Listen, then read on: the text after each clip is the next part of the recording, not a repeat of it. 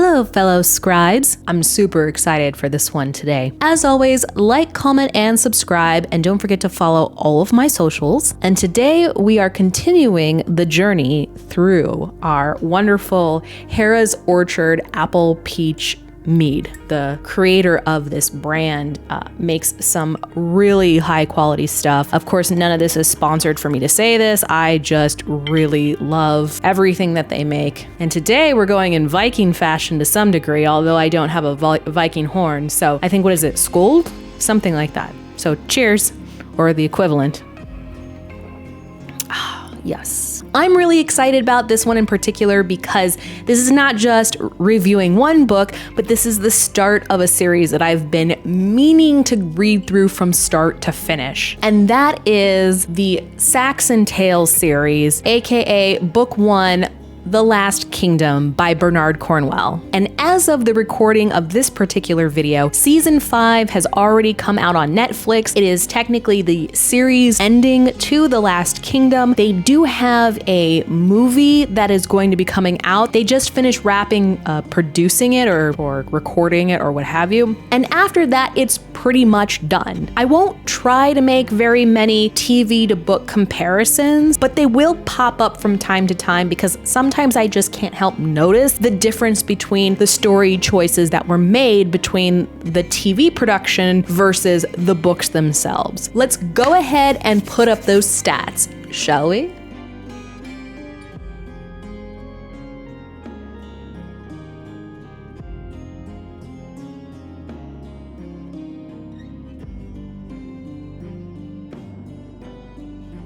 The Last Kingdom takes place during the 9th century, during that time where Saxons currently occupy what is currently known as England, but the Danes are beginning to invade the region and take hold. Obviously, there's a distinction between being a Dane and going Viking. At this point in time, the Danes have already started to infiltrate most of the northern continent, and they're making their way down south. It is at a peak moment in time where a huge invasion army is really starting to ramp up on the continent. And rather than just going Viking by hitting and grabbing everything and taking off back home, they're actually coming to settle in and take over the kingdoms one by one. At this point, England is not England. It is a series of smaller kingdoms broken up within the continent that will soon be called England. Northumbria, Mercia, East Anglia, Essex, Kent, Sussex, and then last but not least,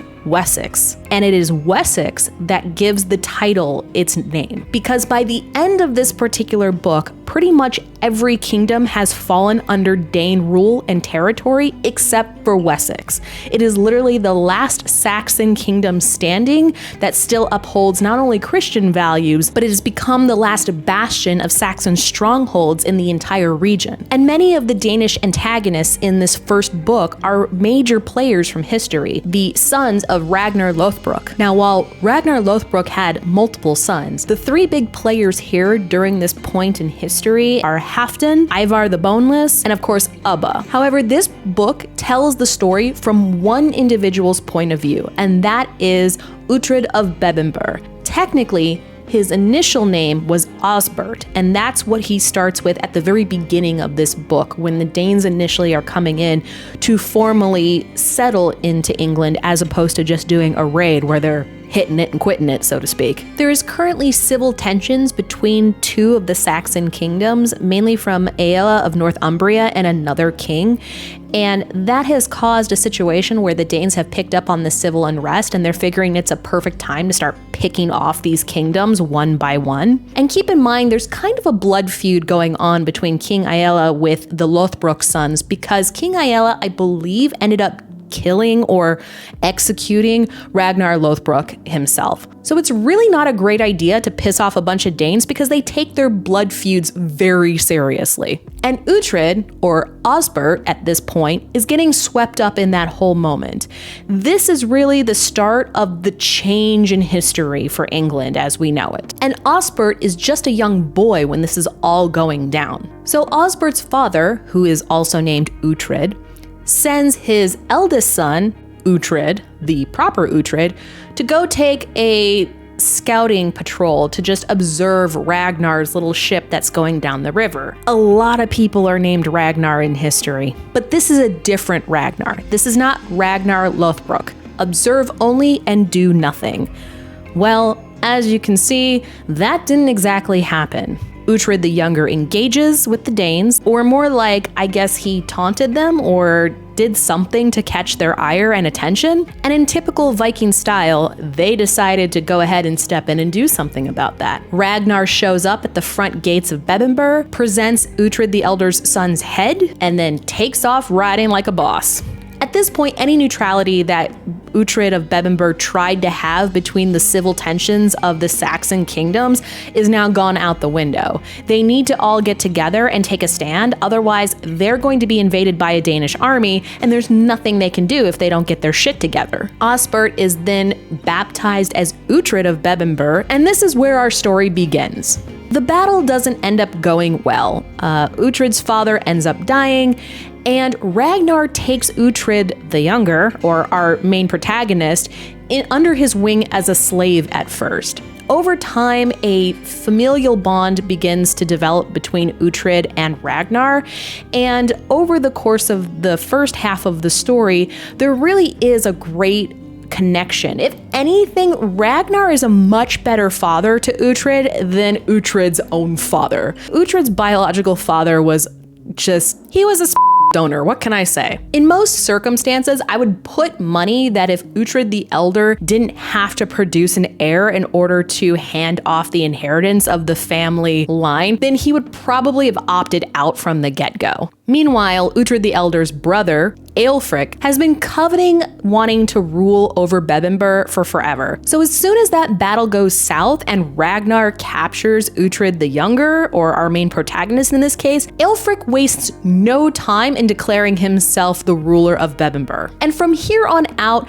Aelfric is actually Uhtred's predominant antagonist for him personally. This is the character's main goal, is to reclaim what is rightfully his. And ultimately, this becomes the entire series situation. You're not going to see a conclusion to this particular inciting incident or this goal that the character is gunning for in this particular book. This is a 13-book series, and we are step 1 out of the 13. So we've got a long way to go. So the battle that takes place that ends up causing Uhtred the Younger, or we're just going to go with Uhtred from now on since Uhtred the Elder is now dead. Ragnar adopts him, teaches him the way of the Danes, and at some point there is a ransom negotiation by Uhtred's uncle to get him back because the intention is to kill him. Now there is another character that comes into play. There's tons of characters that are coming into play, but Father Beocca is one of them. And Father Beocca lived in Bebbanburg, was kind of Uhtred the Elder's counsel in both the ways of religion and trying to impress writing and scripture and all that other jazz.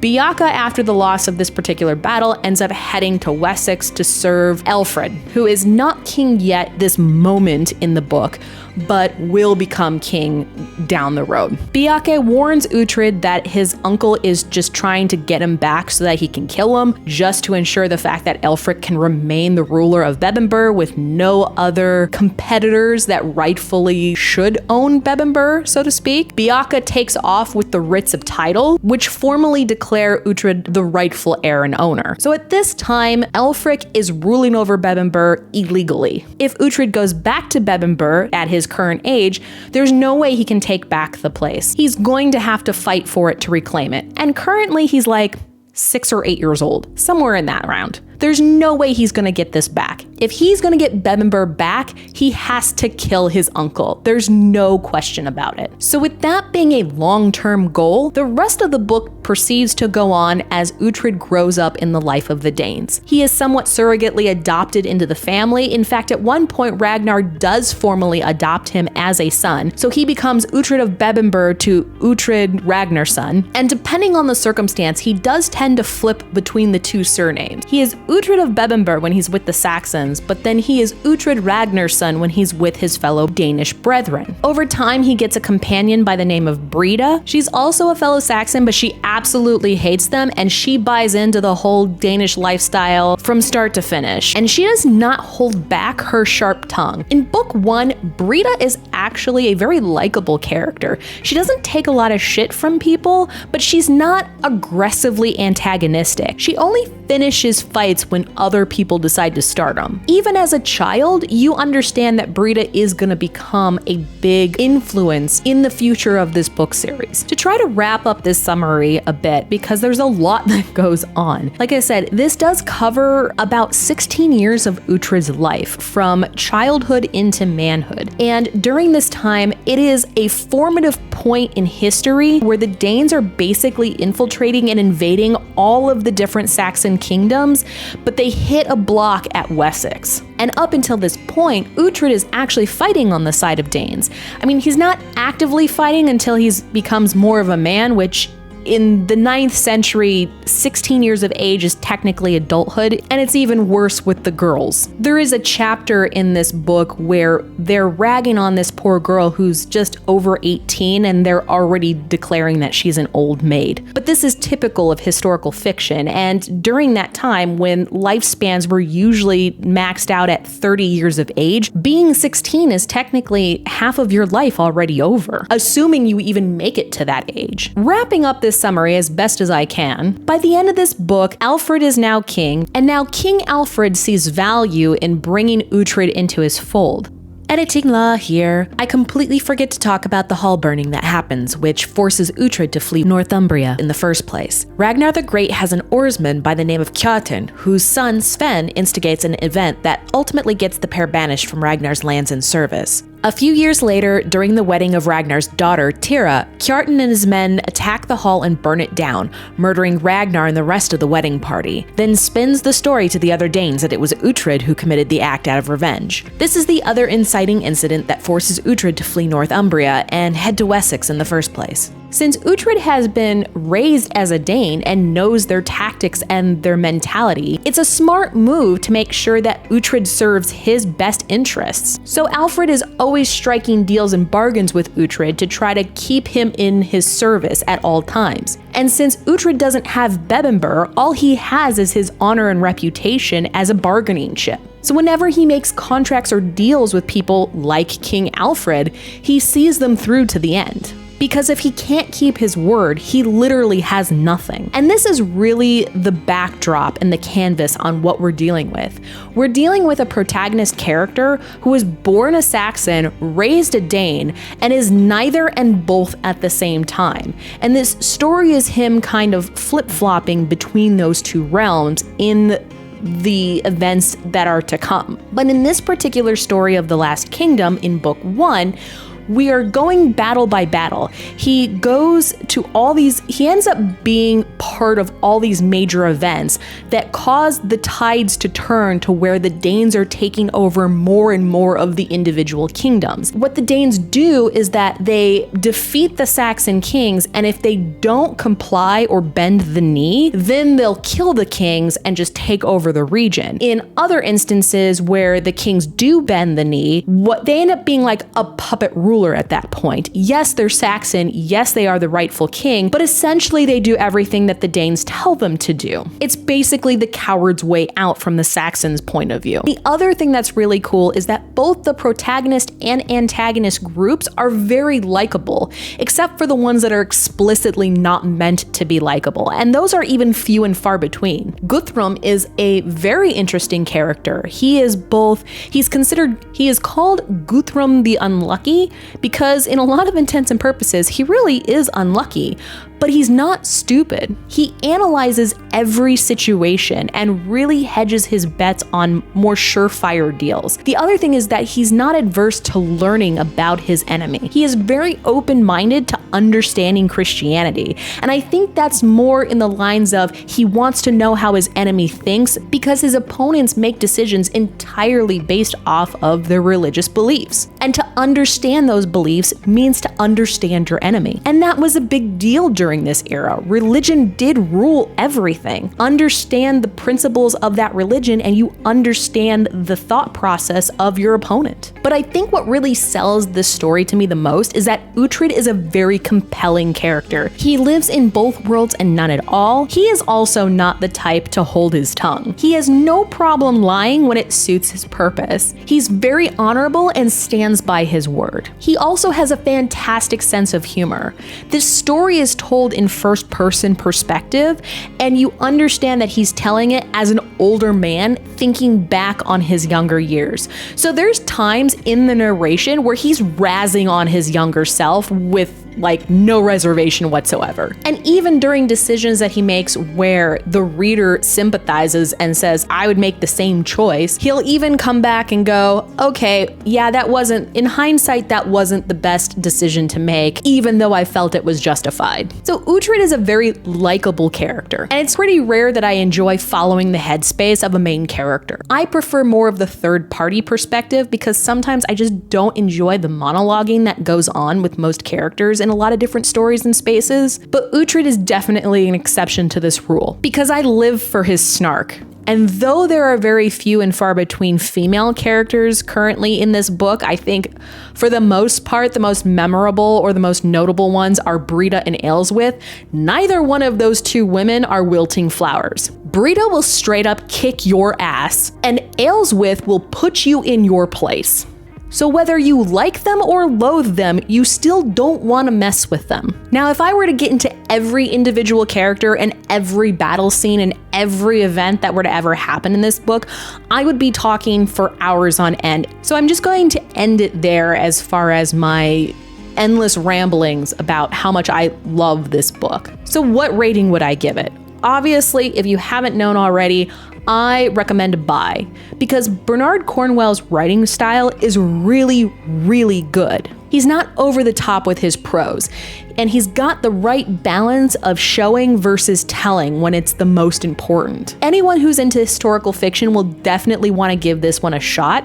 Game of Thrones fans may vary since certain people love the whole and must have like the fantasy dragon aspects to it, which this particular series totally lacks. But as of the recording of this particular booktube review, everything is done. So if you're looking for a series to get into that's actually finished, this series is finished. It's finished. And then once you're done reading the books, you can go and watch the television series, and that's finished too. And it wasn't rushed, it was planned. That's the really good thing, is that the 5 seasons were planned. Each season covers 2 books, so it goes from books 1 through 10, and even though there's 13 books, it doesn't matter. Like once you finish season 5, they did a fantastic ending to it. It was done really, really well, and then you can go in and finish books 11 through 13 and have an even more satisfying experience. So do I recommend this as a buy? Yes, I recommend this as a buy. I recommend this as a buy to anyone who likes being told epic stories of Vikings, or who likes like English, the formation of England and stuff like that. It is historical fiction. It won't be 100% accurate because even Uhtred of Bebbanburg is kind of, he did actually exist in history, but not in this aspect. Like Uhtred is totally a fictionalized character, even though he's based off of a real person to some degree, but he didn't occupy the same timeline space as where this is all taking place. The author does have this wonderful, kind of little explanation prose in the back because he is actually a descendant of Uhtred of Bebbanburg, like a very long descendant, or at least a descendant of the family that ruled Bebbanburg for a while. And so he, this is technically somewhat of distant ancestry for him. So he did make modifications timeline-wise of who existed when. And in this particular case, the main protagonist did not exist in the exact same timeline space as all of these other events that take place. But it does not make that any less enjoyable unless you are a die-hard, live by historical accuracy, die by historical accuracy kind of individual. Then I just can't help you on that front. But at least I can be upfront and honest with you. But I still recommend this as a buy on multiple different fronts. And, especially now with the paperbacks being, easy. And then of course, ebooks are super cheap to get into. I highly recommend it. I really, really recommend it because he's just a great writer. He's so smooth and easy to read. And so much happens in this first book. So much happens and you wouldn't even guess it. It's not like a huge, thick book, but there's so much. It's so dense as far as, material that happens, and the character interactions are wonderful and they're a lot of fun. So I highly recommend this as a buy, just right out the gate. At least buy the first book, get a taste for it, and if you don't like it, then you don't have to get the others. But I feel like people are gonna love it. If this historical fiction material is your headspace and your wheelhouse, then I don't think you need to hesitate on whether you want to buy or rent it. Do you agree? Do you disagree? For those who have read this book, let me know your thoughts. Feel free to gush about the television series as well, because I'm a big fangirl and I like to gush with everybody on this type of stuff. But in any event, I've talked long enough. I hope you guys have a wonderful day. My book, Key of Arcandus, is on any major retail store, or you can go to your local bookshop and ask for it for distribution channels. It's a wonderful debut, high fantasy adventure, and if you're into that kind of stuff, please give it a check out. It's got magic, it's got mayhem, it's got a ragtag team of mages, it's got gods that are constantly getting in people's way, and it's a ton of fun. So anyways, you guys have yourselves a wonderful day, and I will see you again next time.